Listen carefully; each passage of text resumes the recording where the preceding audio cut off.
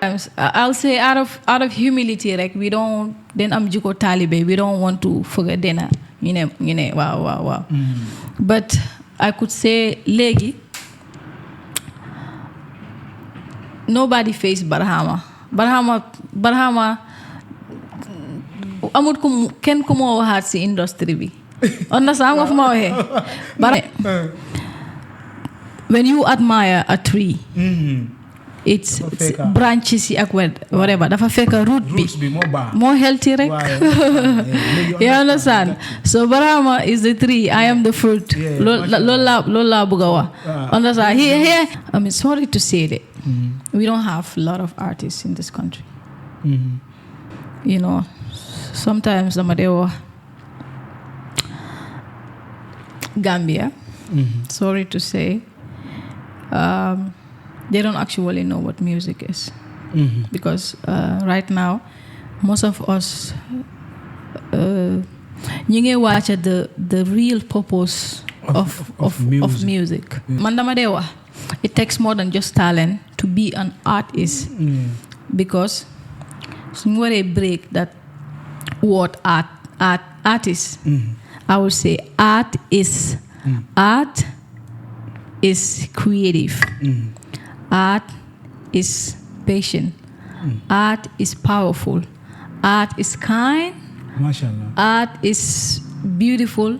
Art is patient because it takes up the ladder to go to certain level of creativity. When I understood, okay, I am not just an artist. I am a musician, but I also stand with a cause.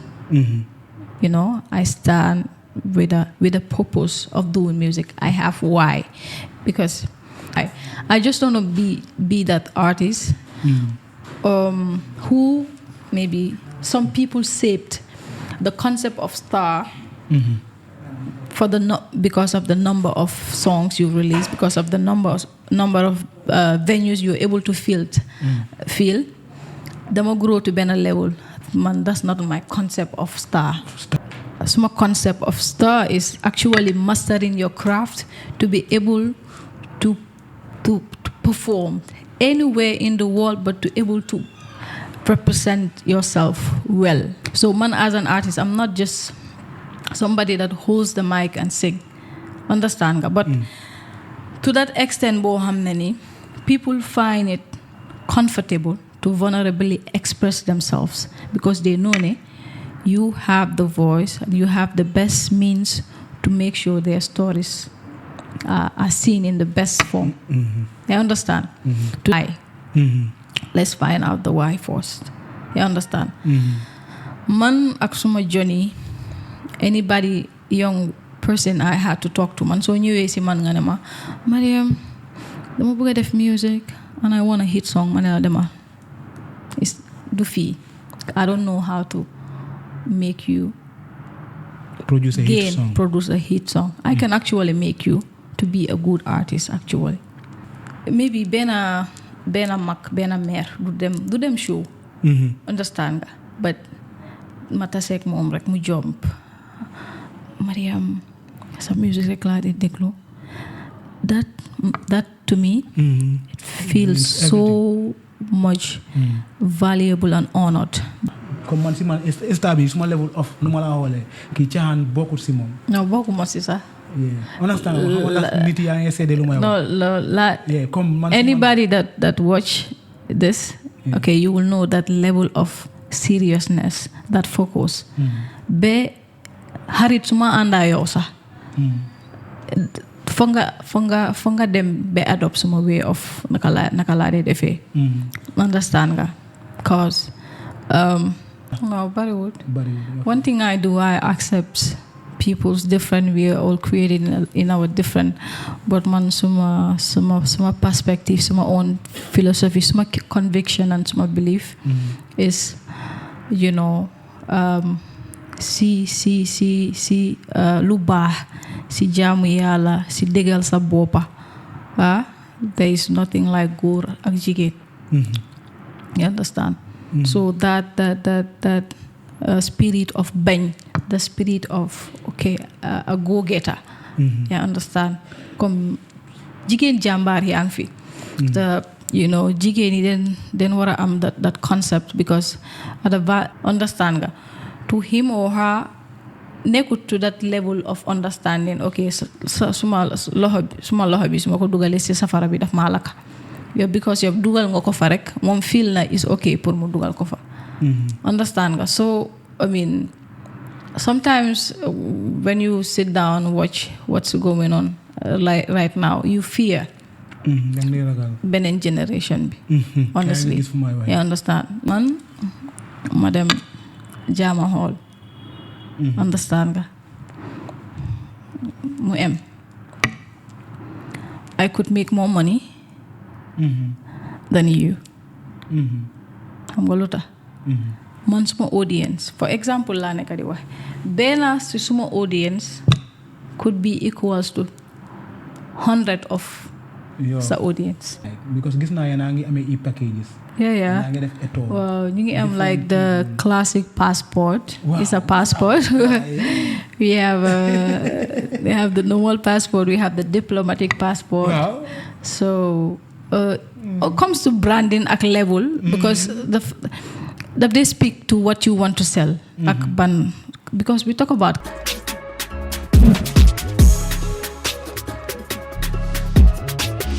to all the people that are watching this show right now, this is Lura, the ultimate boss in the building. Today on the podcast, suma raka bu baax bi laa leen fi amal Mariam Cham. Yeah. All the way from Sanchaba. From Sanchaba. Mashallah, Mariam. Yeah, bro. Naka yaa ngi fay. Maa ngi fine. Mashallah. Di la nuyu kontaan trop nekk fi am nga ak yow tey. Xam nga lu soo say de waa dindinke wa.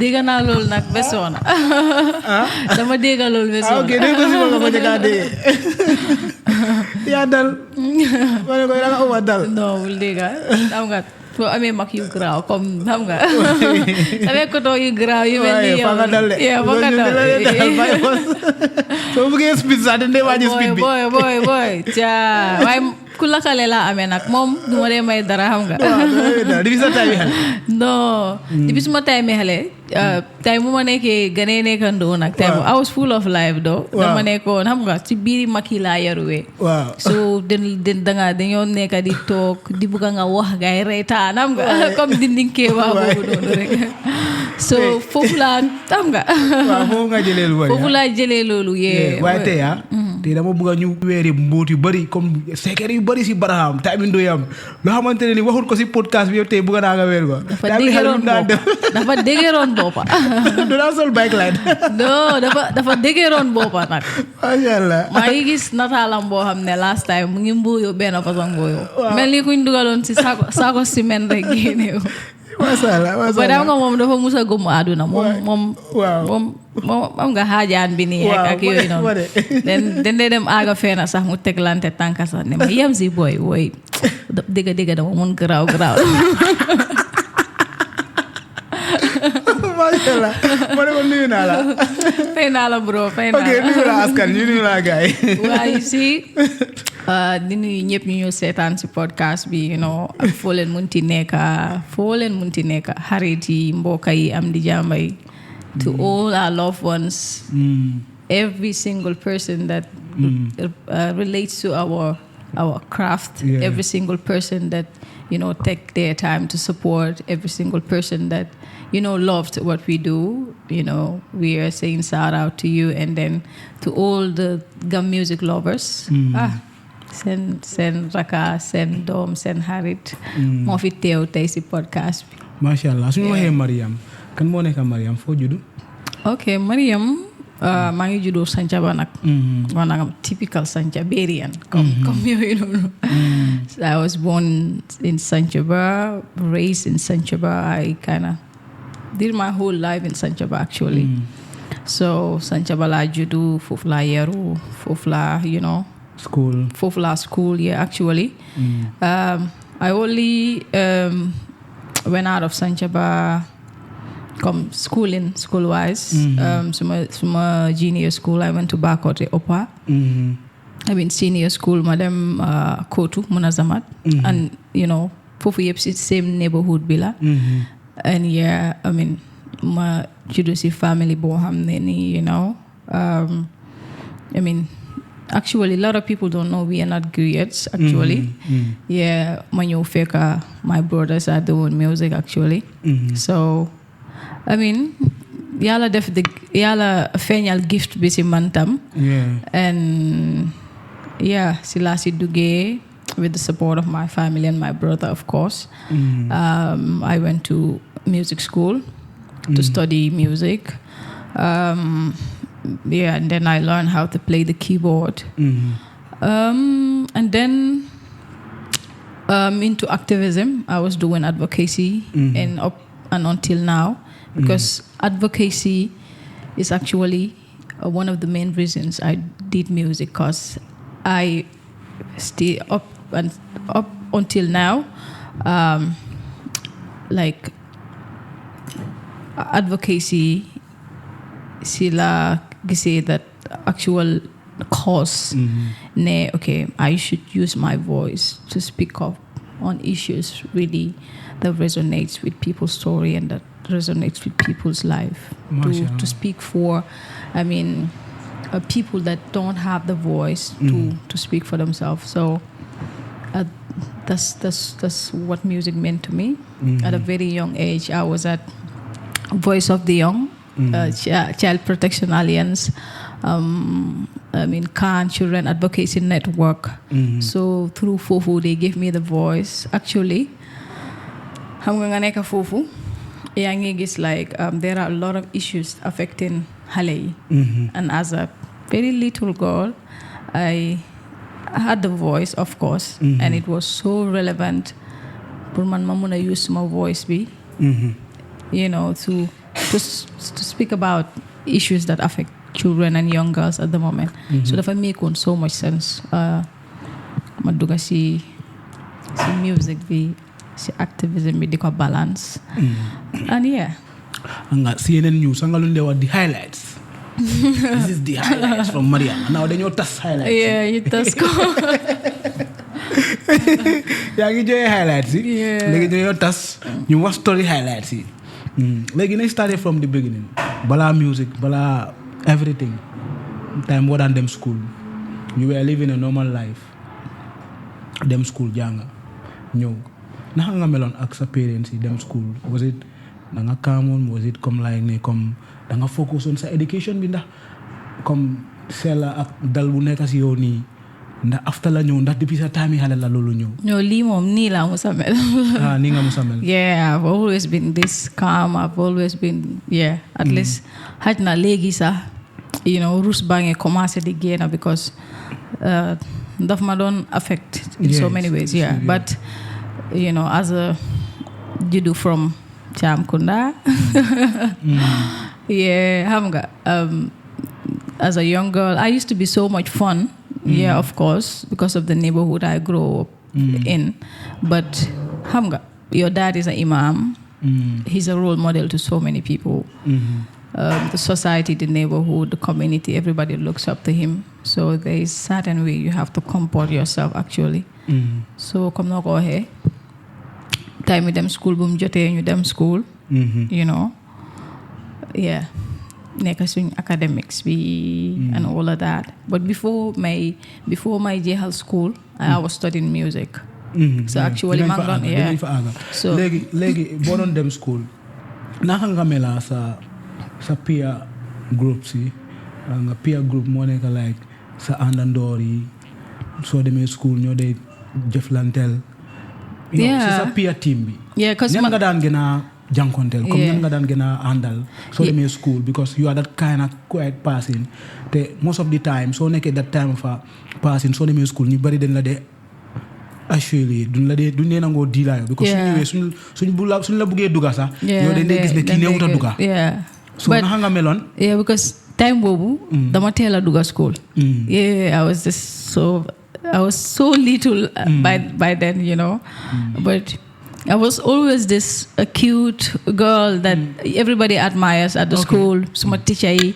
Even initially at my first grades, dama dee dem class, dama dee noppi rek. Mun naa dem class full day. fu ma toog foofu lay toog suma daala du tilim suma kawaas bi du ko dara du ko laal uniforme bi niñ ko passé noonu lay dem ba ñëw ba at the time suma papa gaay ñu ne ko sa doom bi su ñëwee school ba wàcca du dee wax I understand because that shyness moo fa nekkoon but always mom I was loved by teachers. I mean they gis the ability I could have brought in my scores, my grades of course, but then I was not putting it that time. I was just that cool student. I go to class, I don't do ma make noise. Teacher bi sax suy wax nii rek laa ko xoolee. So it was weird. But su ma demee kër mommy's girl la su ma yaay dama spoiloon tay bi xale su ma demee kër ak su ma nekkee si school bi it's totally different. But I was always this cool du ma tapet sax waaye ñemewuma woon Mariam léegi si sa ban age nga door di déglu ñoom Barham ñuy woy okay xam nga ñun suñ kër it's always fun like even without music danga dem fekk ñi tàccu di fecca ñi di comédie ñi di maye xam nga so I remember that I was really really young in my 12-11 years xam nga time boobu kër gi family mu ngi toj mu ngi toj and I always had this passion of doing music understand nga but xam nga comme ma la ko waxee dad bi is an imam we are not griots so it was not just so easy pour ñu accept ñun ñu def music like that. I understand and Barhama def music loolu rek was some kind of a issue si family bi talk less of man ma war si ñëw duga it was xam nga maa ngi amoon that fear ne boy family bi maybe ñu nangu ko maybe duñ ko nangu so I was secretly admiring them or secretly writing songs. Secretly at that age I'm telling you I was writing songs.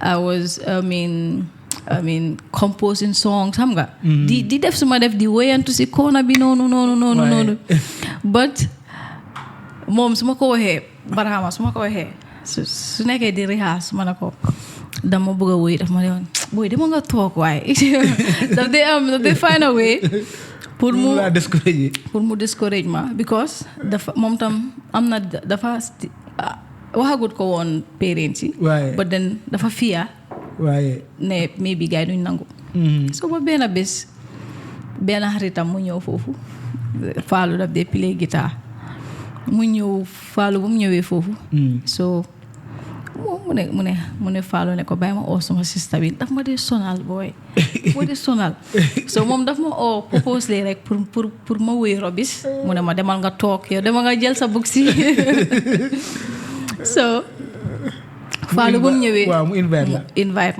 ma invité moom xamut daf ma invite bala maa dugga si néeg bi bala maa dugga si Fallou fu mu nekk dama kontaan fecca yu metti because it was a dream come true at least he got to listen to me so ma fecca jom bet nga xalaala waa after si dem fekka ko foofu noonu mu dugga mu ne Fallou mu ngi nii léegi woyal so Fallou tee guitar bi Fallou play understand nga so moom to his surprise was kenn waxut ma fan laay duggee kenn waxut ma fan laay génnee kenn waxut ma kii bi fan la moom say dafa play rek ma teg ko fa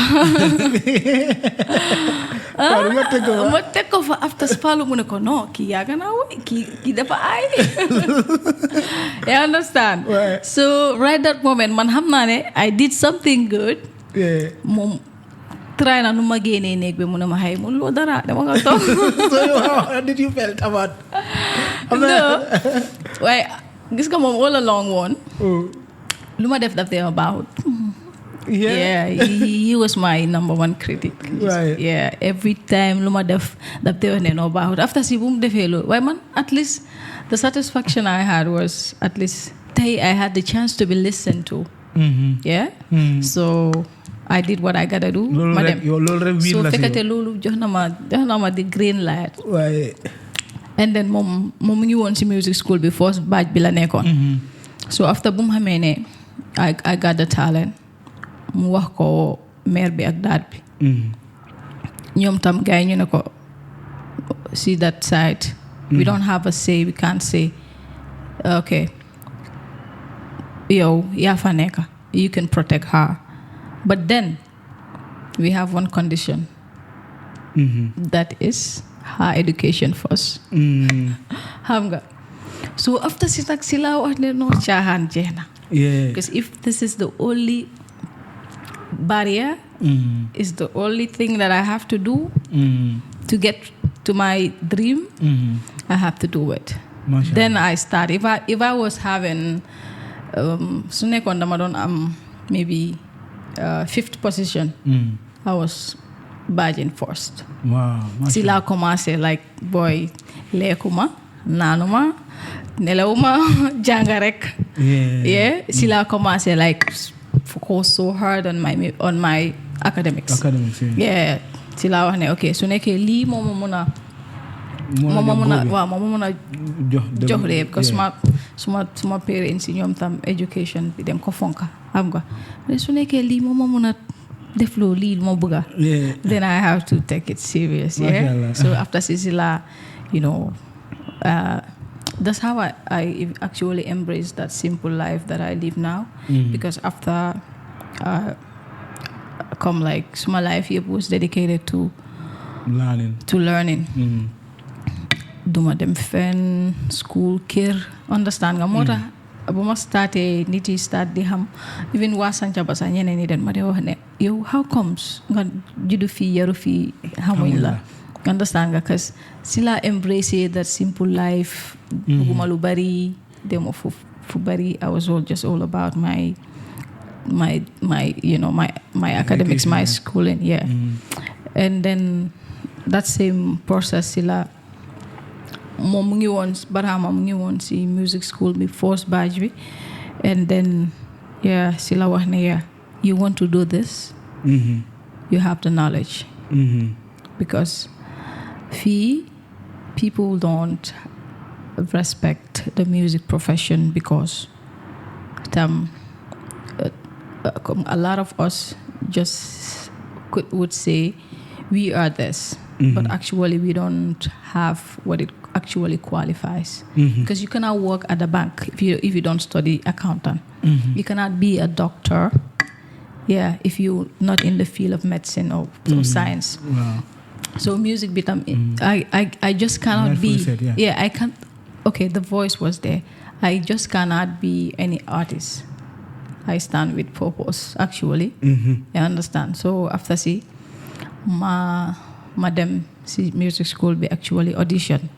Guy you duñ ma jël at first because I was too young.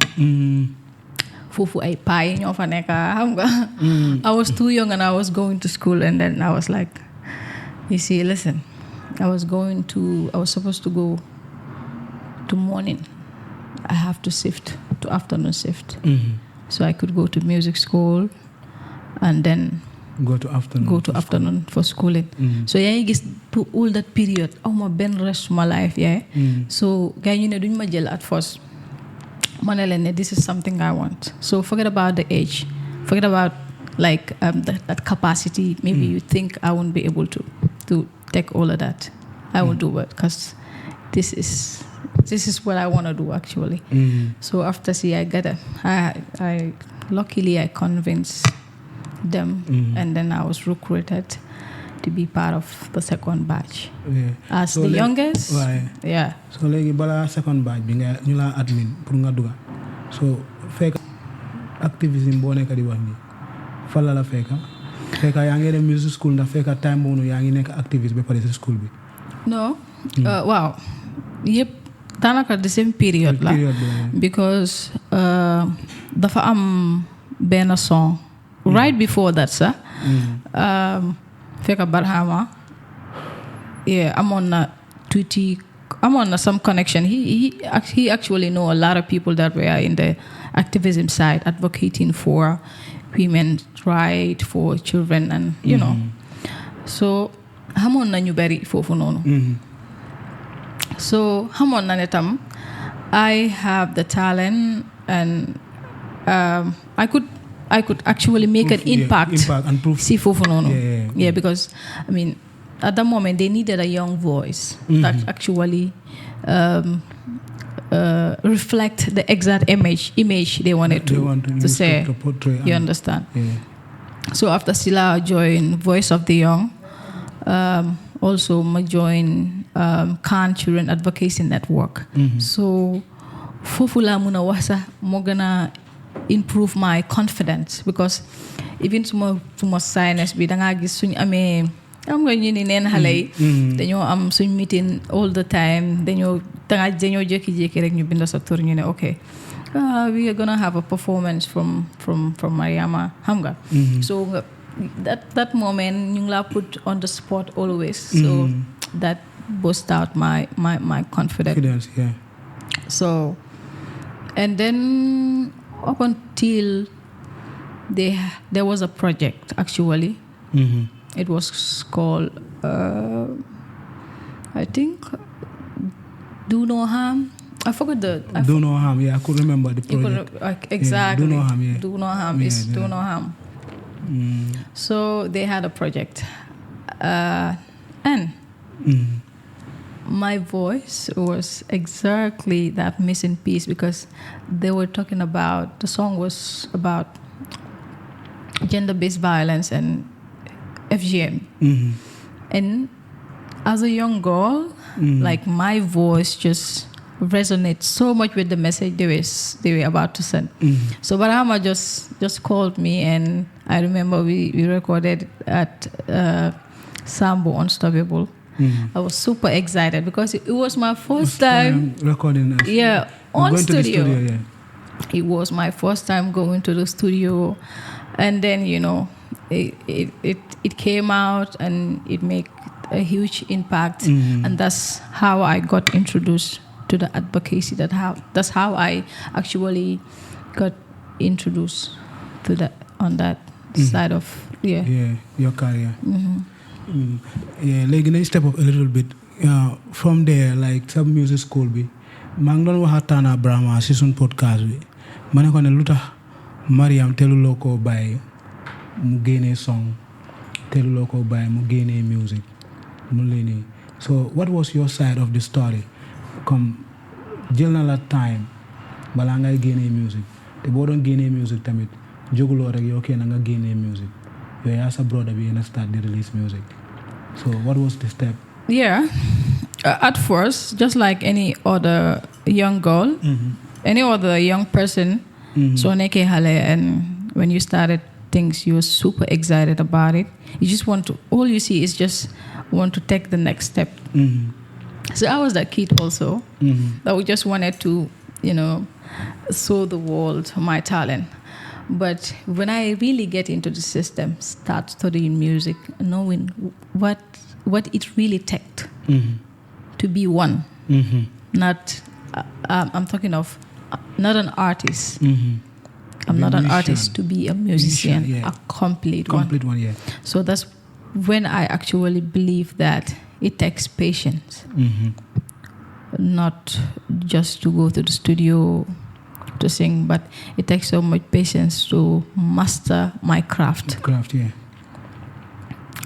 Mom, so we raki barahama, niti they have already am na lugay the pictures in brain. Understand nga? So mom tam dafa amon that challenge. Yeah. Irakam shouldn't be just like any other artist. So when I understood that, okay, I am not just an artist, I am a musician, but I also stand with a cause. I stand with a purpose of doing music. I have why, because if you can't find out your whys. Don't venture in it. No. So I found out my why. I just want to be that artist who maybe some people shaped the concept of star for because of the number of songs you release, because of the number of venues you're able to feel. Dama grow to be a level. Man, that's not my concept of star. Star, yeah. Understand nga? So my concept of star is actually mastering your craft to be able to perform anywhere in the world, but to able to represent yourself well. How much you waxe okay ñu ne Mariama ñu rate la really high and then nga ñëw ñëpp xeeb la. So even if it comes to the communication, man dama dee wax it takes more than just talent to be an artist. Because suñu waree break that word artist, I would say art is creative. Art is patient. Art is powerful. Art is kind. MashaAllah. Art is beautiful. Art is patient because it takes up the ladder to go to certain level of creativity. To be a full artist, you need all those. You need all of that. Art is beautiful. Art is humble. Any artist I see calls themselves an artist, you're not humble, you're not kind. Maybe some people could call you one. I don't. Because when I study music, the first things they taught us is the virtues of music. Is loving, is caring, is this and this and this and that. So man, as an artist, I'm not just somebody that holds the mic and sing.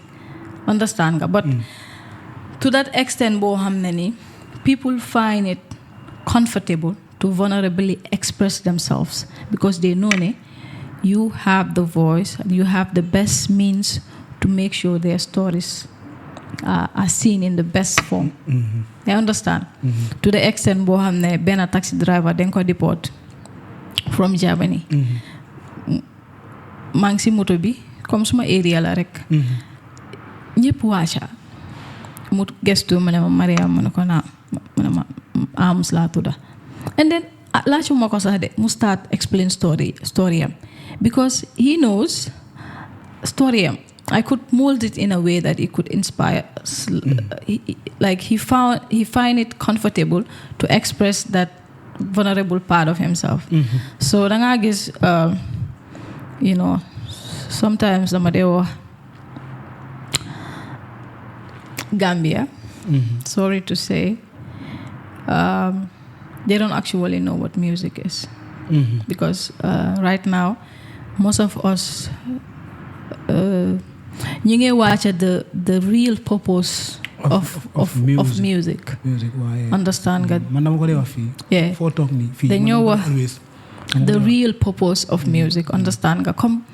I mean, sorry to say that we don't have a lot of artists in this country. Da nga gis ne léegi comme si art bi. Controversy ak maybe comme artistes yi nu ñu ko dee waxee rapper yi nu ñu ko dee waxee bifante ak comme maa la gën a am lii maa la gën a am views maa la gën a am Instagram followers TikTok followers si loolu leen di raté artistes yi. There was a time. pour dëggal sa wax there was a time. music amutoon loolu amutoon followers amutoon YouTube amutoon dara. fu ñu dee raté artiste bi mooy the quality of your record bi ban influence la am. Let's take an example of Lucky Dube, Alpha Blondy, Bob Marley. ñun doon taxawal black people yi ñun doon fightal sun maam yi ñu nga xamante ne they cannot speak but they put the songs ak ñooñu lu ñu daan jooy loolu leen dee jël ñu turn ko to music ñooñu di celebrate. Understand nga ma? Stands for a cause. Wow. Exactly. What makes Bob Marley still relevant is Bob Marley stand for a cause that at the time. Understand nga? A lot of people resonates with blacks' freedom, liberty. You understand? Blacks' right. And there was no platform to talk about that, than music. He used his music to put across that message, and still now, not just his music, his wisdom, because music is more than just the melodies that you can dance to. Yeah, I understand. Just say Lola Donwa. What makes Michael Jackson to be the king of pop and will forever be? It's not because of his voice, It's because his cause, I'm cause bohamne. He don't want to see Ben Hale Mutoro to the extent Tahawal Wonderland, just try to bring different kids from different continents. That we are the world. Ban song mo gonna big lulu right now. I'm laughing. Yeah, so it's more than just the voice. It comes with a whole package. The fake hamunko right now, like I say, the why. Let's find out the why first. You understand? Man aksuma journey, anybody young person I had to talk to, man so ñëwé ci man nga ne ma Mariam dama bëgg def music and I want a hit song, man la dema it's du fi. I don't know how to make you produce a hit song. I can actually make you to be a good artist actually, but how much lolo? That they them to be an extent, and they feel like people are just so narrow-minded. I'm in bigger objective. Okay, mun nga wax ne Serekunda lay dem. Why hamuloo soo demee lan ak lan nga fa war a jënda. You just want to go. You just want to go there. So for them to be an extent of people have this concept of a star. They determine by how many views you have, how many venues you are filling up. Understand that they're not so much focusing on what sort of an impact are you putting in the lives of people. Mostly on a more positive side. You understand? So maybe bena mak bena mer do them show. Understand? But matasek mom rek mu jump Mariam sa music rek la di deglu. That to me it feels so much valuable and honored in terms of identity, authenticity. Yeah, it's okay. Before imitating somebody, could you also ask yourself what special do you have? Because yàlla daf ñu defal in a different way. am na loo am lu ma amut. am na lu nekk si man lu nekk si yow. But forgetting lu la yàlla may is about not actually embracing your gift. So da nga gis that sense of identity that is what actually a lot of us lack. You understand? So whole Niger music, you come into Burna Boy winning Grammy. If you listen to it, you them to understand most of these cultural songs, traditional songs, Fela Kuti sang is what he's trying to. Naturally, is naturally yàlla dafa am nu bindi braini doomi Adama. Those melodies they stick forever. Understand? Somehow by force it hits back. You understand? And those elements lagay asiwat. Understand? And makes it unique and presentable. But I said music mu ngi jar. Understand? Gambian music, because a lot of people didn't love it years back and now it's different. Of course it is. I will accept that. I have to agree on the fact that guys you over try. There's so much effort put in it.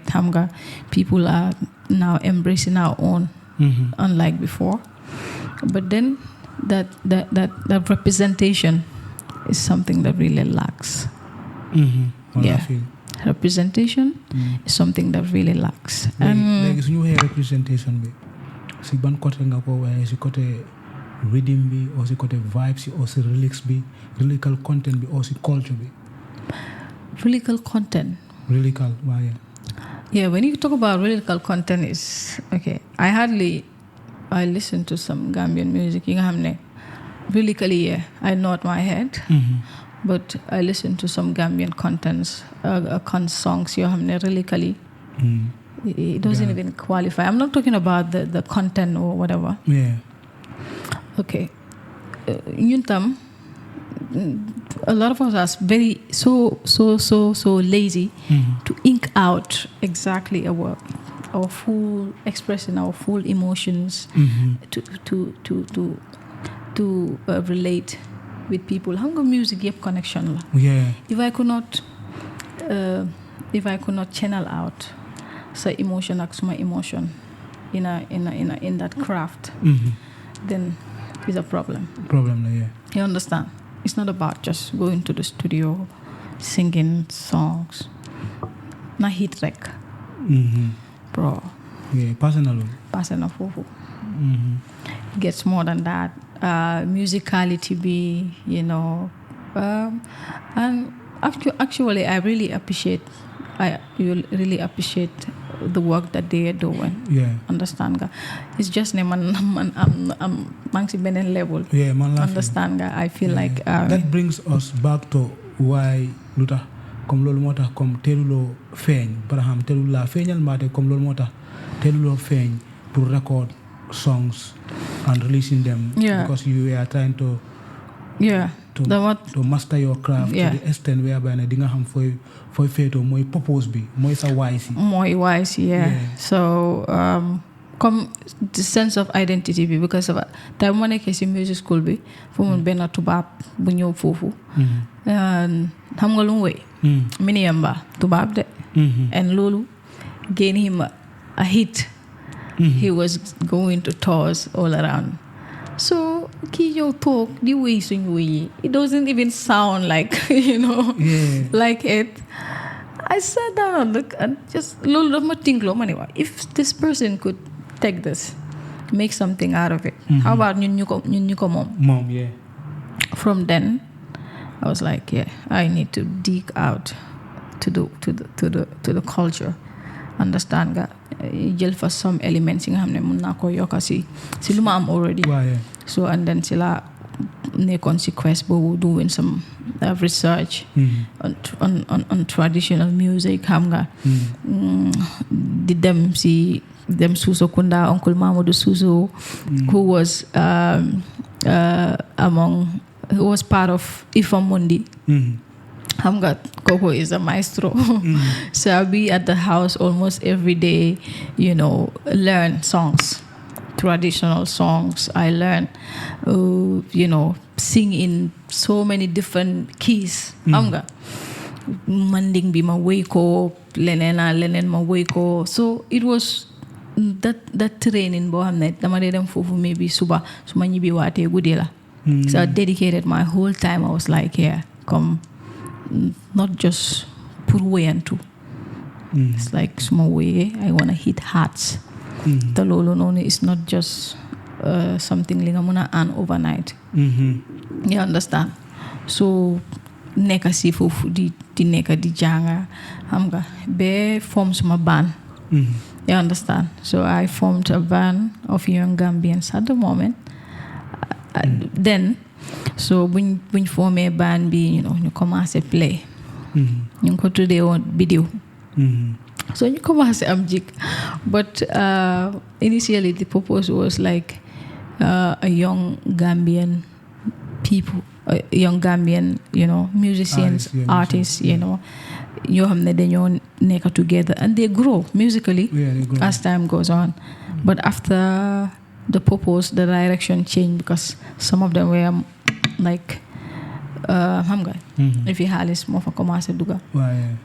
So daf doon dem moment boo xam ne ñun dañ dee dem programme sax ñu fay ñu distribute ko gaay maanaam Maodo ñu dox you know ñu dox ñu ñibbi wala ñu am benn $50 rek ñu bàyyi ko suñ poche because we were not that time xaalis money was not our focus.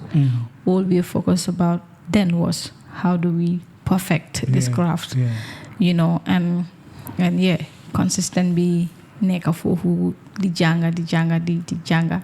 But then I was already introduced to the corporate side. You understand nga comme maybe gisuloma si mainstream bi. But Bollywood artists yu ma dee gën a play fii maa ngi I play for UN, ECOWAS, AU. I was to come to that. Yeah, so I was to come to that level of my questions because gis naa yaa Braham da ngeen di am façon gigs yooyu noonu. Yeah. te gigs yooyu ñoo dee gën a am even better contracts than even this normal. Yeah. Them perform free nii, you know, for promotion ak yooyu. Yeah. Comme ni ñu ko dee waxee.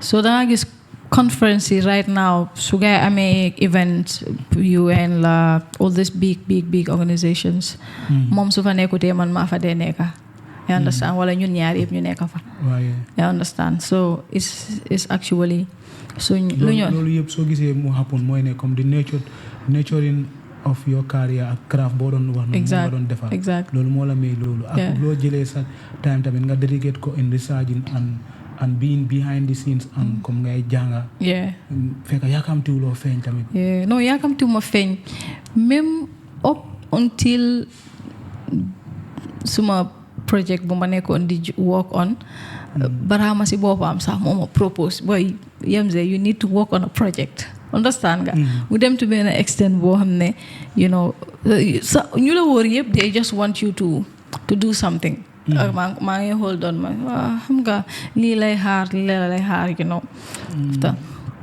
after jabaraam mu ne ma xam nga lan la bu ñu yëpp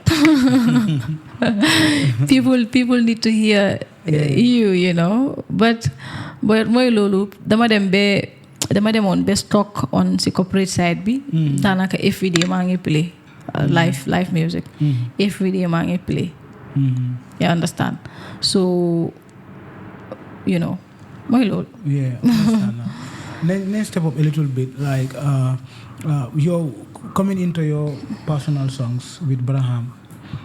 Gis nañ ne génne ngeen couple of songs last year. Songs yooyu make na waves. Yéen a ngi liggéey so smoothly. yaa ngi doon liggéey ak benn brother mooy ku dee def kora bi. ñu ngi liggéey ba tey. Gis nañ ne seen vibe bi last year boo ñëwee ak Brahama. yéen ñaar da ngeen twist seen style bi from Brahama comme that style bu ñu doon def yi naa ngi andi that afro manding that kind of xam nga that rhythm boobu ma la wax style boobu noonu nañ waxtaanee style bi naka la ñëwee si yow la ñëwee ndax initiative bi si Brahama Kuba bi waaw Kuba bi moom Brahama dafa dem studio you know mu teg chorus bi teg yëpp and then mu feel ne waaw Yemze su si bokkee dafa gën a nice and then mu tegal ma ko why not so nan la seen job yéen ñaar starté no prior before Kuba sax prior before no comme songs waaw Kuba la starté on Kuba la starté I think balaa Kuba bi si album am bi we did a song daf ma feature foofu jaama waaw Kuba bi moom dafa génn rek mu ne waaw you felt like comme Kuba bu mu génnee nga door di am that audience retention from people and I don't feel any different honestly I don't feel any different because man before lifin bi before naka la waat sax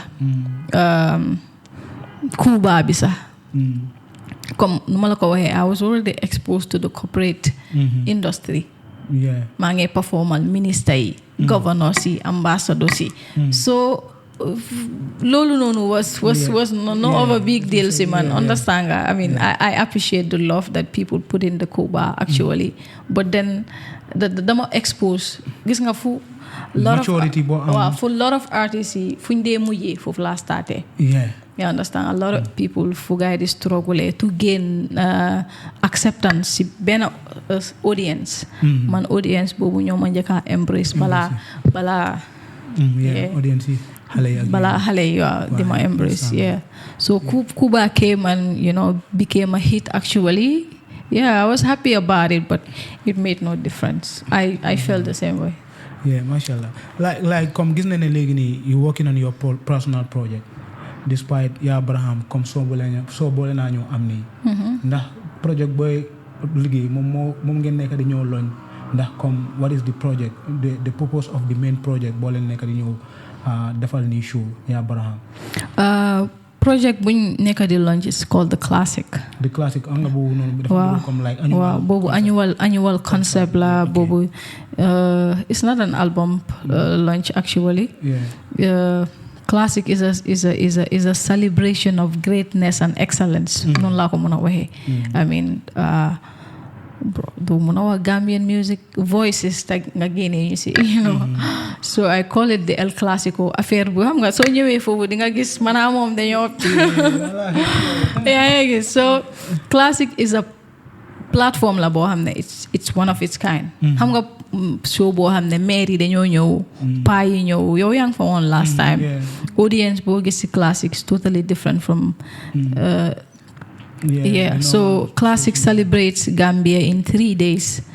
Gambia yesterday, Gambia today, and Gambia tomorrow. So that's the classic. But then when it comes to my personal project, I worked on a something lu graw dal. When I got you dega yobale ma bi. I want to come to that one. Yeah, so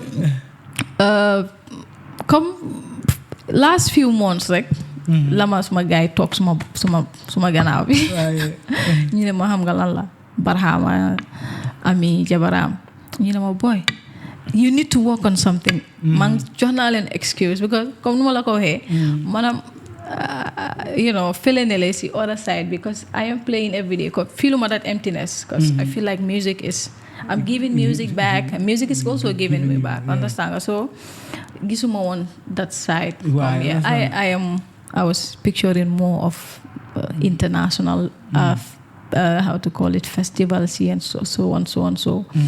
Understand activism is feeling but to some extent I also needed a project out there pour nit yi ñu mëna ñu dëgëral lolu pour nit ñi ñu mëna dëgëral lolu so project bi waxaguma ko fenn but it's called Condamné.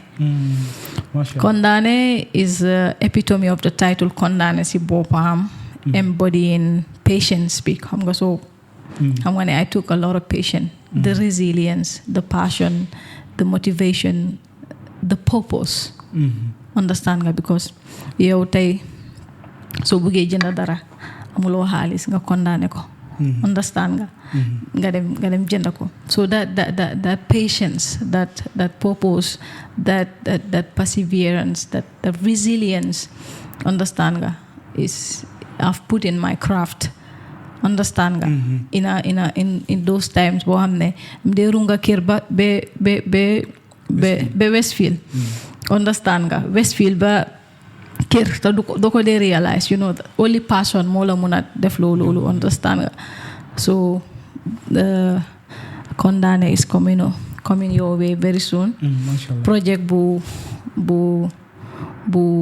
doy waar la I've put my heartfelt emotions in the Condamné project soo ko dégluwee rek di nga xam ne géej ngaa déglu album boo xam ne is it's not an album it's a EP actually which is this matured lyrics yi rek mooy loolu xam nga soo dégluwee from your conversation Condamné rek xam nga ne is something deep from your conversation tamit I've learned a lot comme like xam naa ne tamit suma audience always man behind the scenes fii balaa épisode bi day génn man maa day njëkk a reveal lu ma jot a am fii te xam naa ne fans si tamit di nga joomal ñu bari nag xam naa daal dina xaram ma wane ko waaw foog ma ne sa mag sax man sa mag I will give credit to your brother like comme 100% comme veteran but then you been matured so like comme sa maturity sa mindset bi maturity boo amee nii boo ama nii man dama dee waxtaanaa sa brother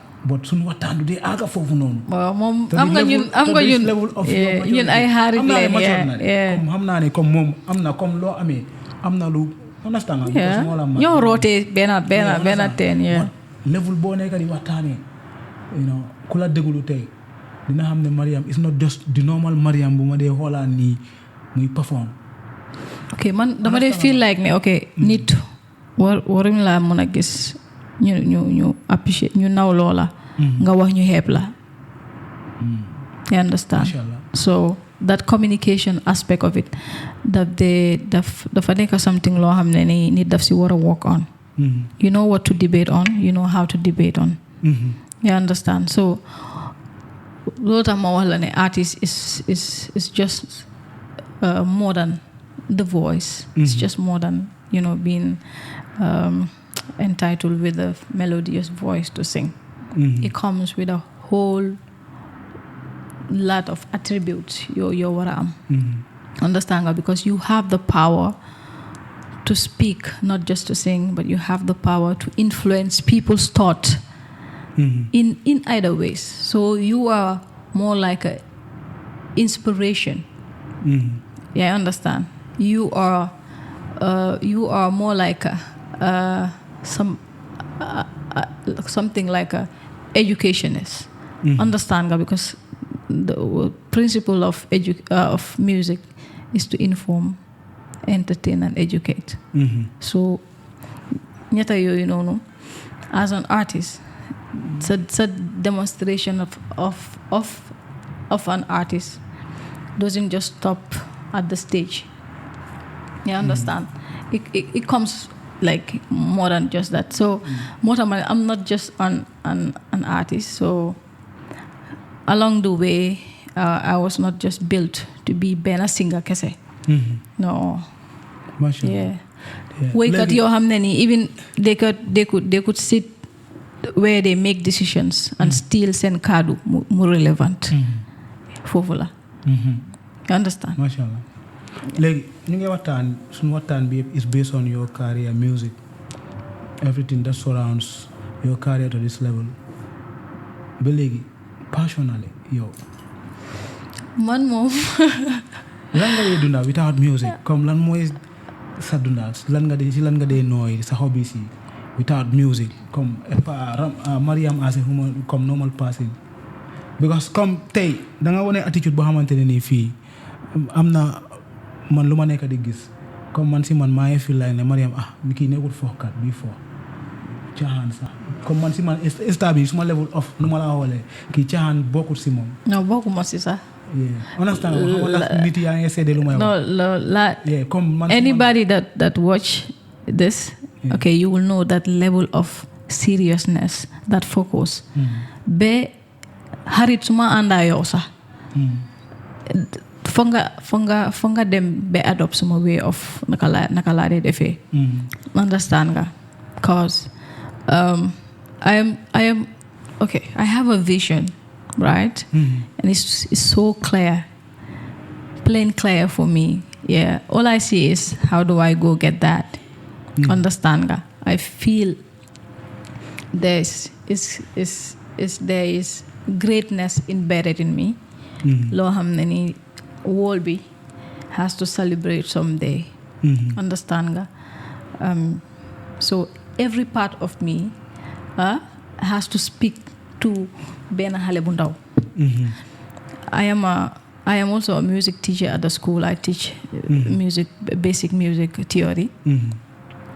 So one time somebody told me, do you think ne because you're an artist rek moo tax ñu jël la because yow yaay Mariama rek moo tax ñu jël la pour nga teach fii because xam nga the A's and B's of music ma ne ko I think so ma ne ma no because these kids could look at you and see something that is more than just the artist. They could look at you and be inspired. They can look at you, they can listen to you and be motivated. Understand nga? I could be like a role model. Well, exactly. Yeah. And what I see is like I have a legacy to leave here. So that's where my vision is. It doesn't matter the number. What matters to me, even if I can impact one single life, to me means the whole world to me. You understand?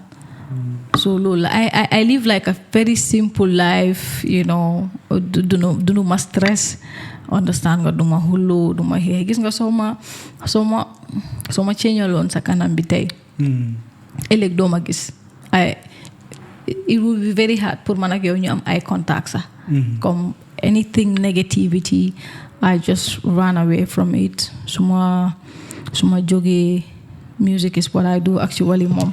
Music is my main hobby. Suma si joge mom na kaf na retan, understand nga, Julie Wirta, you know. So I'm not saying this to impress anybody. Why so lache on Barhama nga lache call suma yaay nga lache ko wala nga call suma papa. Understand nga? Because after all, after being an artist, we are a human being. Understand nga? We don't also forget the sole purpose of why we are created. Understand? So yeah, I am just a simple human being. Dunuma boss. Understand nga? Dunuma star. Understand nga? I in an industry very rare. Understand nga? I was on BBC, I was on France 22, see almost all their channels. I was on Grace Magazine America. I was on one of the biggest Dutch TV in Holland. You understand? And so many Gambians sing Kosetane. That was the recent one. They will take a picture, celebrate. But to me, it's like God's grace, you know. I thank God for it. But dunuma hype, dunuma star. I'm just a simple, and inshallah, that's how I'm gonna live my life. Yeah. Now, so I'm on like any advice. Boy, just some more of me because man legi man la balal ma de dama dem be man la xolé comme may ni goor ya ngi waxe comme goor ya ngi wax to the level of even goor is suñ la sétane sa dañoy mëna jëlé ci yow that humbleness, that simplicity. Yalla ay goor yalla la binda ñun ñepp comme jël message ci yow legi so don waxa sa moromi jigéen yi tay you know the woman mindset, level of vanity bu nekk di daw si jigéen yi ba tax na léegi àdduna bi métti na ba nga xamante ne nii daf dee jafe saa pour ñun góor ñu am jigéen because of comme luñ gëm. soo doon waxaa jigéen yi tey sa moromi xale yu jigéen yi because of comme man xam naa ne sax saakul boobu bokku si sa saakul even girls like that sax. foogu ma ne sax danga dee fekkante ak ñoom ndax. waaw bariwul. One thing I do, I accept people's different. We are all created in our different, but man suma perspective, suma own philosophy, suma conviction and suma belief is, you know, si lu baax si jaamu yàlla si dégal sa boppa there is nothing like góor ak jigéen. You understand? So that spirit of bañ, the spirit of a go-getter. You understand? Comme jigéen jàmbaar yaa ngi fi. Jigéen yi den war a am that concept because at a very early age you're given that saying sa xel dafa sega ni sa wen sege, that makes you to think less of yourself. You are incapable of becoming who you want to be. That danga wara wéeru. You understand? You have it in jigéen dafa nekk koo xam ne yàlla daf ko teg fu foor. Only moom su xamoon xam nga that debate jigéen su xamoon comme ban fan la ko yàlla teg. Understand nga moom moo teg boppam certain coono. Understand nga. I'll say of course society, the traditional norms, beliefs, swing society buñ dunda. To some extent, they want to dictate how you want to live your life. Understand nga? Okay, nii nga war a mel, nii nga war a solo. Understand nga? As a jigéen nii nga war a def. Yaa ngi understand?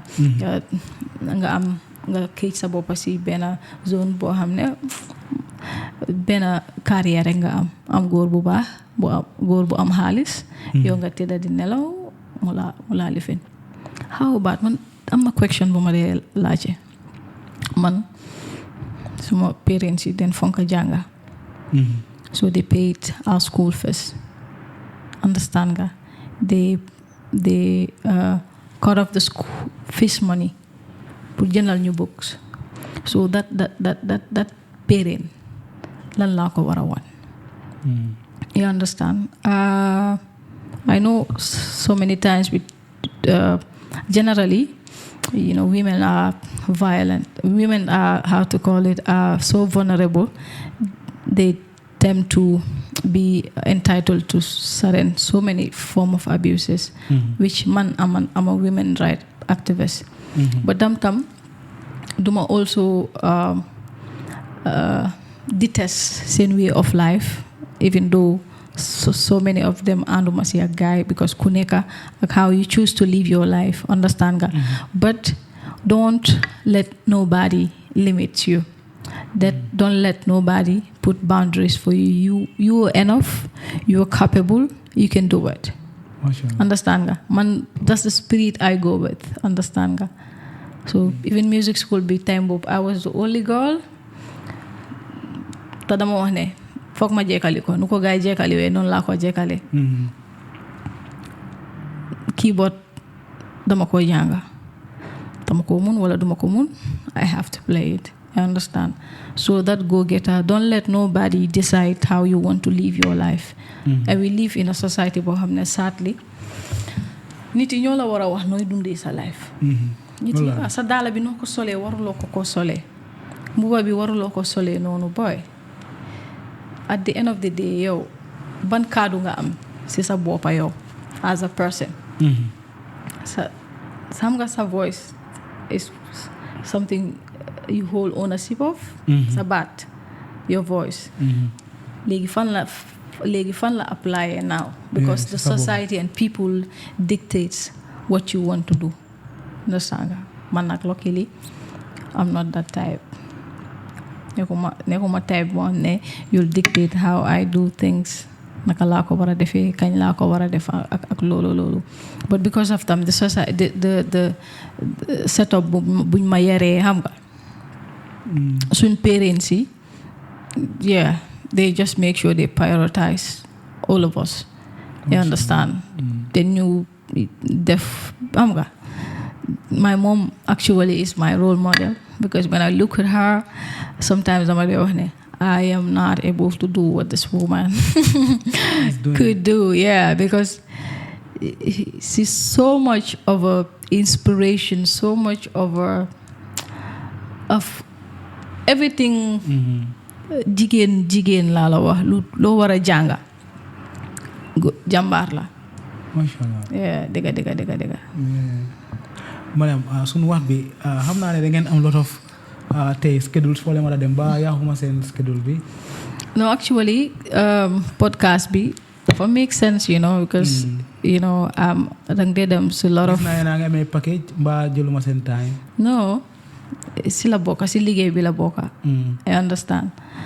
Si liggéey bi la bokka. So dang dee gis a lot of maybe a lot of medias dañoo mën a interview la di la lâché ay sa problème yu passé loo waxoon diw xam nga. Di create that enmity, but here yaa ngi invite nit yi xam nga pour, because nit yi need to know the artist in real person. They need to know sa mindset, sa conviction, sa belief lan la, fan nga taxaw ak loolu nga war a promote artist bi. Understand nga, and not pour andi a contradiction between xam nga ñoomi neen wala enmity. Understand? Invite me, ask me about my agenda. Understand nga? Let people see what I could put on the table. Understand nga? Not pour nga ooma yow diw yaa ko waxoon loolu de. Lele, it doesn't make sense, but mooy loolu. But actually I really appreciate. Personally, soo gisee maa ngi ñaanaat little time, because bëgguma yaa seen time yi naa ngi am programs. Come man, trust me, I'm learning a lot from you. No, bro. Yow yaa fi wàccee wisdom xam nga soo gisee I'm learning a lot from you. Xam nga soo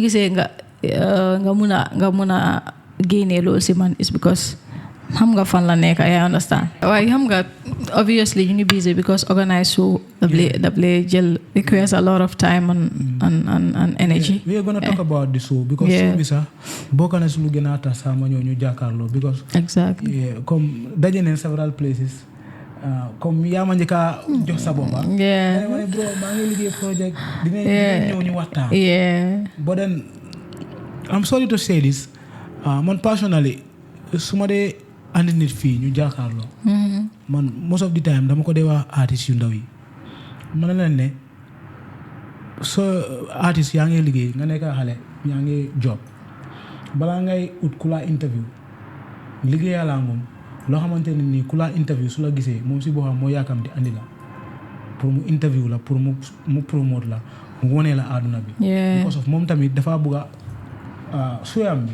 bëgg naa andi content comme xam nga luy content mooy léegi lu ñu nekk di waxtaanee nii man dama believe ne like content dafa war a nekk lu nga xamante ne anybody ku waste time am mu yaa megabytes mu laa seetaan bu mu ko rëccu su ko seetaan tamit su fa jàngee wut yow si sa story mu inspire ko but na fa jëlee lu nga xamante ne end of the day daf ko entertain mu change mu tam in whether spiritually motivationally or mu xam la in a way ne comme tey dafa xam nga fa ma lay ne dafa put that blueprint on you moom si boppam mu jàngee si loo xamante ne dafay change wéyam understand man pour dëgëral sa waxtaan bi mooy man the time I was creating this podcast may create this platform here we are sitting down dama daan mun a seetaan Gambia comme man si creative sector bi laa nekk I'm a filmmaker like I've been producing but dama dem ba si level bu nga xamante ni dama stock ma feel like ne mënuma def everything together maa ngi doon def music maa ngi doon def studio maa ngi doon def record it was a lot so ma feel like ne mënuma def yëpp man kenn la so let me just choose ma reject so si laa choose filmmaking bi ma feel like ne I'm more comfortable on that gadgets yi dama dee mun a am gadgets yi easily but music comme noo ko waxee da nga war a am pour dem jàng keyboard nga jàng guitar nga jàng lii balaa nga nekk a master minded in production so loolu yëpp da nga ko waaye fekk si côté visual bi man am naa lu ma bëgga ma choose this side but then tamit plateforme bi bu ma ko doon create dama gis si industry te pa bu ma gisoon mooy ne dañ lack a platform whereby dañoo andi artist bi comme music is bigger than artist is bigger than comme noo ko waxee is bigger than just singing nga entertain nit yi tey xale yi suma doom bi moom Baraham la dee lii daf dee déglu Baraham daf dee déglu for example ñoom Fula Gangsta daf leen dee déglu artistes yu bari fii nii ñoom ST daf dee seetaan ñoom famous comedy understand it's very important pour artiste bi looy woy nga xam looy content booy send to the public because of xale yi ñoo la dee seetaan te xale yi ba léegi su fi toogee si internet bi dafaa dem type Baraham baate mu type Fula Gangsta interview soo cliquer interview bi mu nekk controverse saaga ak xëccoo xale boobu lu mooy foog gis nga soo bëggee dem si dëkka nga bëgg xam lu faa dem bul sori sax demal nga xool seen art industry bi listen to the music xoolal seen foofu noonu then you will know everything that's read nga dëkka bi si loolu rek xam nga mënuloo control but what he watch ak lu mu dut seetaan understand nga to some level because music is a powerful tool to influence people's ideas and thought. So a lot of us during the hamne we are either shaping this generation either on the positive or the negative side without not knowing.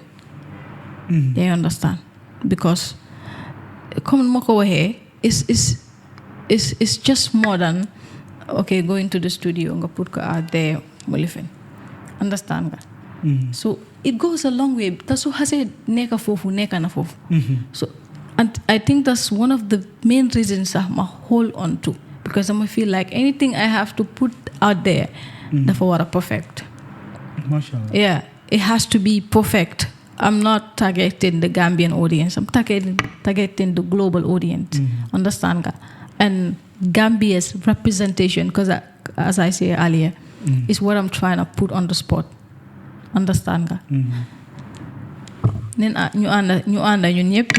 Masha Allah. So loolu bokk na si lu tax ma gën a create podcast. It's brilliant, yeah. ñu ni neen ñoo xamante ne nii comme xale yi dañ dee xool si ñun dañu dee seetaan bés bu nekk if we come ñu explain suñ stories yi ñu share suñ stories yi in a inspirational way motivating way dafay tax ñoom seen bopp dañoo wax ne ok kii artiste la bëgg naa mel ni kii kon kii lii la go through su nekkee ne sa message soo ñëwee on screen loo dee waxtaan dafa positive dafa educative moom dafay jàngee si yow dafa ne ok it takes this to be this understand not like yeah it takes dafa war a ñëw muy seetaan ok waaw man kii jote woon naa moom bu ma jotee moom lii la ma def lii la ok understand loolu it's like yaa ngay create that anger mindset si xale yi that dëgër fit mindset that that defante mindset xam nga ma ne that defante mindset that comme ku la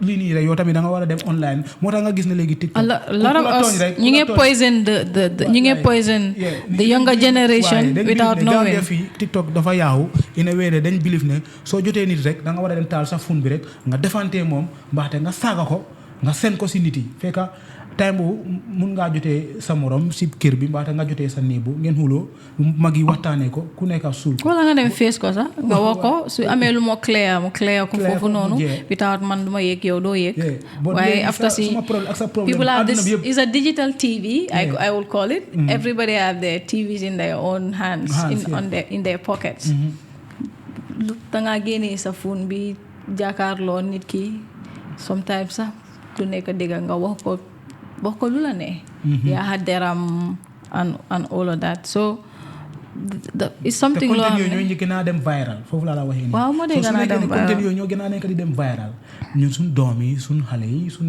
future generation bi their life and their attitudes change is in danger yeah it is because of those are the type of contents yu dee gën a circulate te xale yi every day ñu ngi on that type of content ñu ngi ree yeah ñu ngi ree kii moom lii nii understand nga the same person ngay dañoo kii moo doon saagante kii moo doon xuloo si internet bi suma brother bi jabaram because xale yi dañ commencé di seetaan TikTok bi after commencé di wax yeneen wax yoo xam ne nii duñ ko daan wax si kër bi understand nga commencé di xam nga seen yaay dafa delete TikTok am bi just because dafa watch like a behavior bu weird boo xam ne ni doomam yi duñ ko doon react to but because of xam nga because xale dafa adaptive yàlla noonu la ko bindee xale is more of a recipient moom daf day jël so lépp looy jox xale bi lépp looy lifin si xale bi na nekk something lu positive because anything lu munti neega even su nekkee negative he or she feels is okay you understand so soo nekkee fii di def lu bon tey nii sa doom mu gis la understand nga to him or her nekkut to that level of understanding okay suma loxo bi suma ko dugalee si safara bi daf maa lakka yow because yow dugal nga ko fa rek moom feel na is okay pour mu dugal ko fa understand nga so I mean sometimes when you sit down watch what's going on like right now you fear beneen generation bi honestly you understand sometimes you walk down to Senegambia it's sad you see kids I'm telling you babies out I mean and the saddest thing is amuñ kersa sax you don't even have the guts to correct anyone's child anymore understand nga suñ traditional cultural setup bu ñu amoon yow soo gis soo doon def lu bon nga gis sa xarit yaay dangaa daw because kooku ñeme na laa jël dóor la ba nga bugg a dee but right now soo gisee sa xarit yaay danga koo fees nga ne ko maa ngi nii man la Mariama du def dara because mën nga ko wax dara sax nga bugg ko correct sax it becomes a problem si yaay bi understand nga so but parents have a big role I know it's quite challenging see this moment buñ nekk technology xam nga naka la global economic crisis going on. People are so much focused to survival, what they put on the table. Then ñu bari fàtte nañ ne sax okay they brought a life in this world boo xam ne ni is on their care. Understand nga ñu set leen right, is on their care to provide shelter, is on their care to make sure this kids become like somebody good in the society.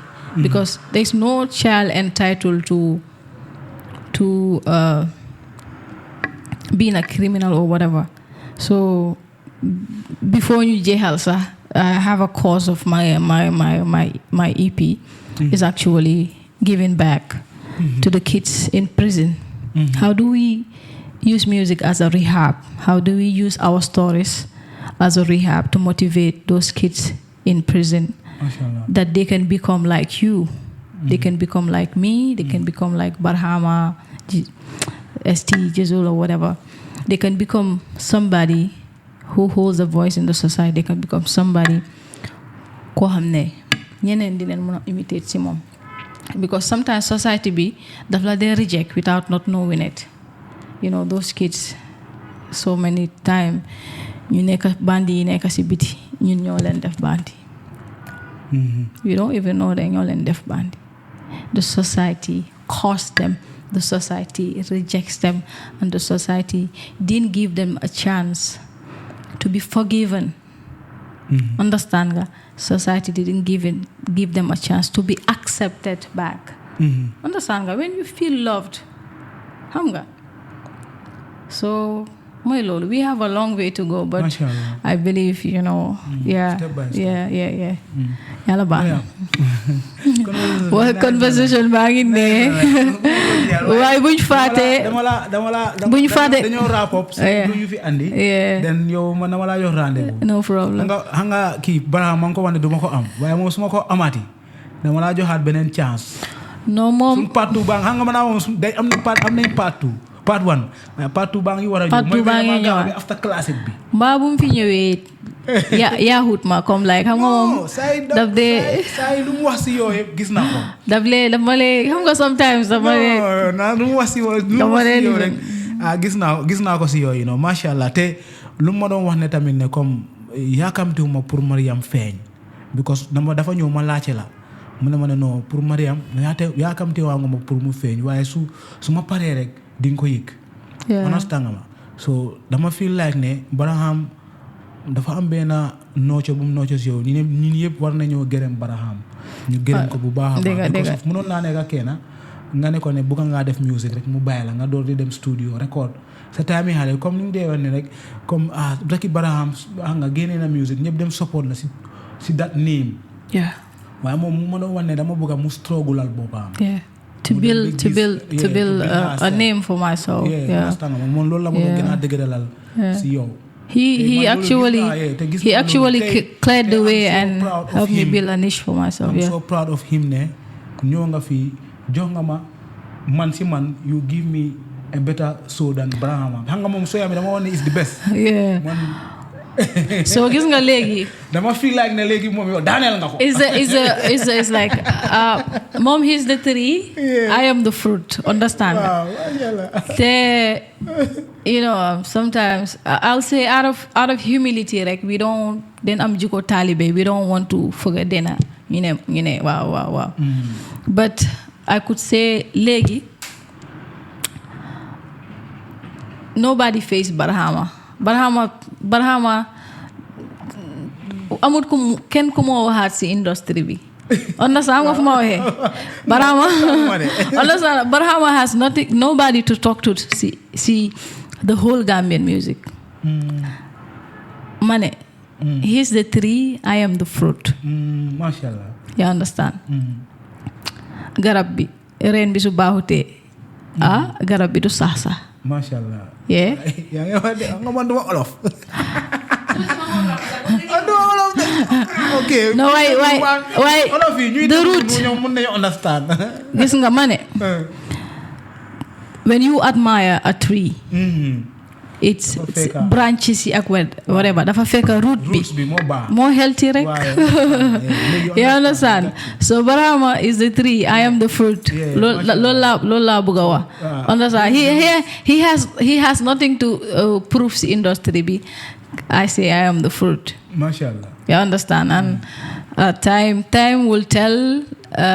Time will tell. Yeah, affaire bu graw.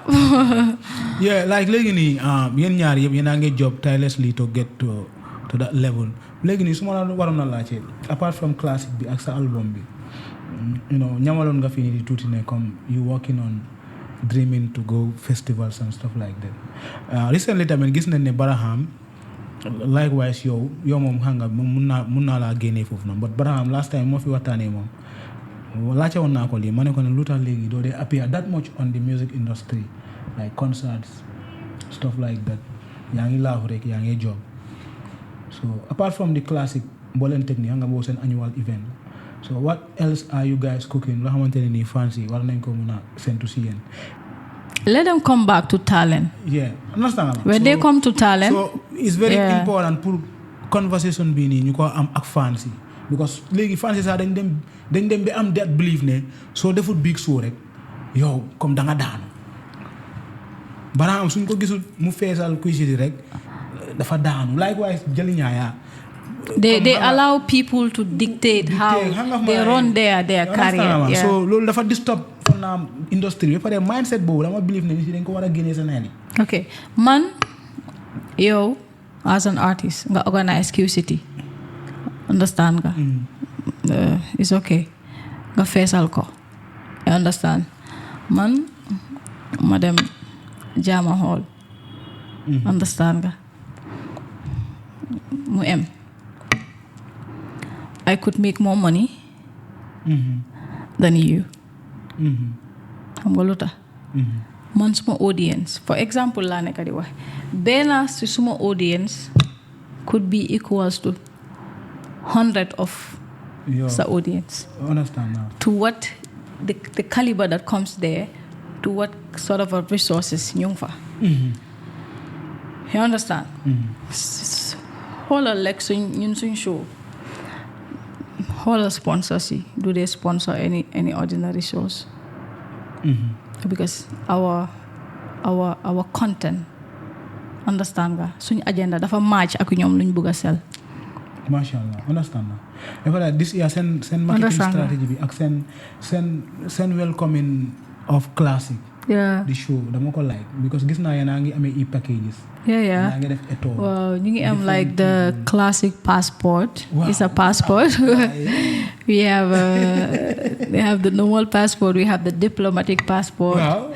So it comes to branding at level because they speak to what you want to sell. Because we talk about classic. We're talking about class and quality. And obviously, when you talk about lolu, dafa war a feeñ in the whole aspect of xam nga. For the platform to show itself. Exactly. Yeah, to show itself, yeah. So no, understand. Kumis classic bi. Miss nga show. Comme is something nekkul lu ma nekk di wax nii rek. Classic is a show bi nga dunda real music. Understand nga comme ñëwal da nga ñëw ñu bégal la nga ñëw nga dégg woy nga ñëw dégg xam nga gis class nga ñëw gis spectacle nga ñëw gis production. Understand nga because nga ñëw nga gis something loo xam ne nii is magic is extraordinary. Mashallah. Yeah, so classic moom ko gay waajal de. That's all I have to say. May 10 Penchemi Hall. Grab your tickets. Pre-sales are 500 at the gate, 700 VIP 2000. Understand nga? You know, send doom leen send mbokka send harit send raka, you know. So then you support, who do you support? The man, I believe Gambia am nañ fi ñoo xam ne ni, you know, they can compete bu baax si the Senegalese market. gaa yi yóbbeewuñ ñu dara lu ñu rawee moo nekk support bu gaa yi di am ñun we don't receive that same thing. Talent bi mu ngi fi. No, mu ngi fa. Talent baa ngi fi. You know, you all come out support May 10 Penchemi Hall Barhama Mariama classic. I call it El Clasico. El Clasico. ñun ñaar yëpp baasa leen de support de waaye yaa ngi gis ban influence la am si man. xam nga as a little girl. moom ba léegi sax. baasa suñ dee play dama ko dee yow dafa mel ni da la dee fay salary booy. booy time window booy say néegam yëpp. Lakala Barcelona baaj bi moo fa nekk xoolal by force you have to love Barcelona wala sax soo ko laykutee sax Barça suñ leen wiinee sax bés boobu noonu du des smile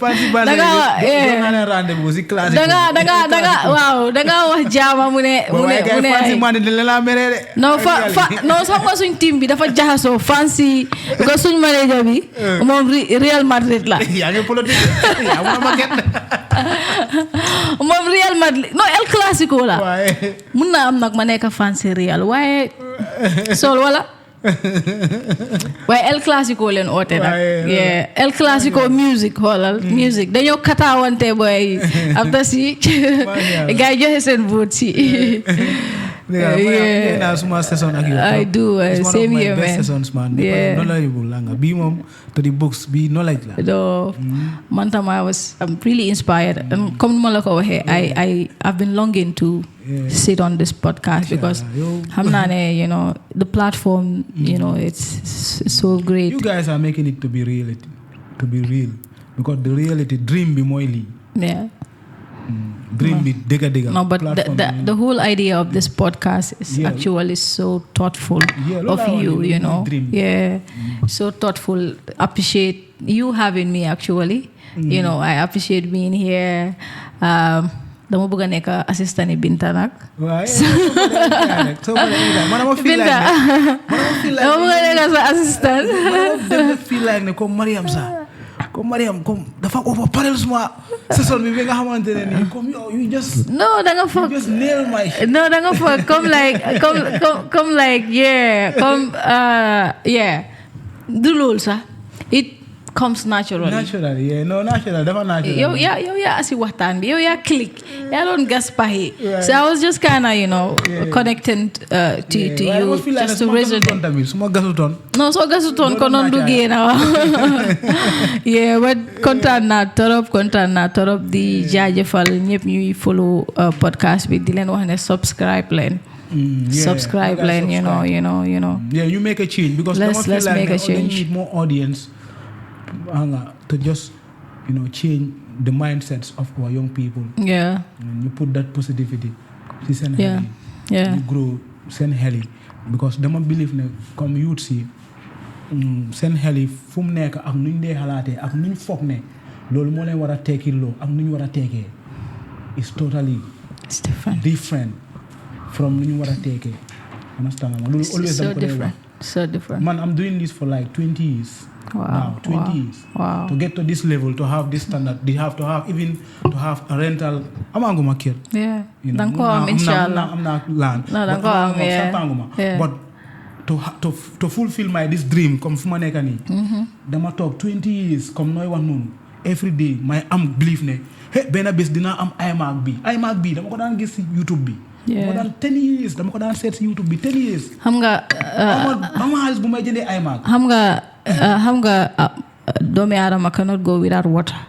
yàlla naturally xam na loolu. waaye ndox bi sax fan lam ko denca. si suuf. mu ne la gasal pour nga naan. gasal mu ne la rootal. so doomi aadama dafa war a appreciate di def dara di ko def si effort. because njëriñ bi foofu la nekk understand nga. understand so lu gën a valuable. gold diamond fan la ko yàlla def si under the rocks understand nga so gifti doomi aadama sax fu mu ko def dafa sori you have to dig out to actually get it understand nga di nga am so many keys di nga try so many keys understand nga to unlock that potential bu nekk si yow. Even though yàlla def na ko but then da nga war a jaar si laada bi. That process daf la dee build. daf la yokka jom yokka la doole yokka la xalaat understand nga ibisa mind bi understand nga gën laa def because xam nga for example ñun ñëpp ay muslim leen. yonent bi sallallahu alayhi wa sallam yàlla def na ko yonent balaa dara di sosu. waaye kañ la ko ooteyal. mu demee bi am 20 something. exactly time. bàyyi ñu tëjee foofu time. macha allah man suma wax bi fu ma jeexee mooy ne youth si dañu war a understand ne everything in life dafa need process. comme shortcut bu mu nekk si xel yi laa nekk di wax. shortcut seen shortcut mindset ne comme dañoo easily succeed comme loolu lañu war a try ñu change ko te through conversation through this. lañoo ñu ñoo xool. obviously comme even to be looking like this balaa ñu ko tur sa it needs a struggle balaa nga àgga foofu noonu so pour ma dëgëral wax bi loolu moo nekk man suma main mindset bu nga xamante ne nii bugga naa comme you si understand ko di nga door di liggéeyaa nit sax comme noo ko waxee léegi nii bugga nga nekk apprenti kii ma andi fi nit ñu toog 2 months 3 months balaa xam ñëw fee ma video clip 50,000 xam nga lu mu dee njëkkaa dem wax yaayam léegi kii ñu ngi ko fee 50,000 du ma dee ñangoo jox dara fekk yaa ngi ñëw 3 months caméra boo nekk di use xamuloo ñaata la moo cost da ngaa jékki-jékki rek mu toog di change jiko suma yaay mu ne léegi da nga ma war a fay because léegi maa ngay sut maa ngay lii apprenticeship la nit yi believe so da ngaa gis ne youth si day too comme dañ over yaakamti reluctant den yaakamti yow knowledge boo nekkoon di ñëw ut fii sax léegi gisaatu loolu knowledge bi waat because gis nga ne saay kii mu ngi ko jox 50,000 da nga bëgg a dem grab that 50,000 fat mbaate nga jékki-jékki rek nga mun benn code ak edit rek nga dem ubbi sa own brand waat léegi suma customer yu nekkoon si suuf may joobaa gaay ngay communiquer ak gaay I want to understand from like that mindset waaye doo leen mën a bokka comme doo leen mën a bokka ak lu munti dem day somehow dina delluwaat si laada bi fu mu stock because dina waaw daf dee mujj daf dee fail dañ dee fail comme ñu bari dañ dee fail even bala ma start music am na benn daat daf moo jox this analysis mu ne ma there is fekk maa ngi jànga mo 3 type of artists categorize yourself under one wala nga collect jànga from both mu ne kenn dafa try waaye demut kenn ki dafa dem understand nga the artist mu ne keneen ki nag you went up till gay xam nga nekk si kaw and then mu drop mu ne jàngal lesson si ku try te demut lu tax demut ku dem ba aaga lu tax mu aaga ak lu tax mu daanu waaw lu tax mu daanu ku dem ba aaga wàcca lan moo tax mu nekkut fa ak ku dem ba meeg ko tam lu tax mu meeg ko masha Allah jërëjëf waay thank you so much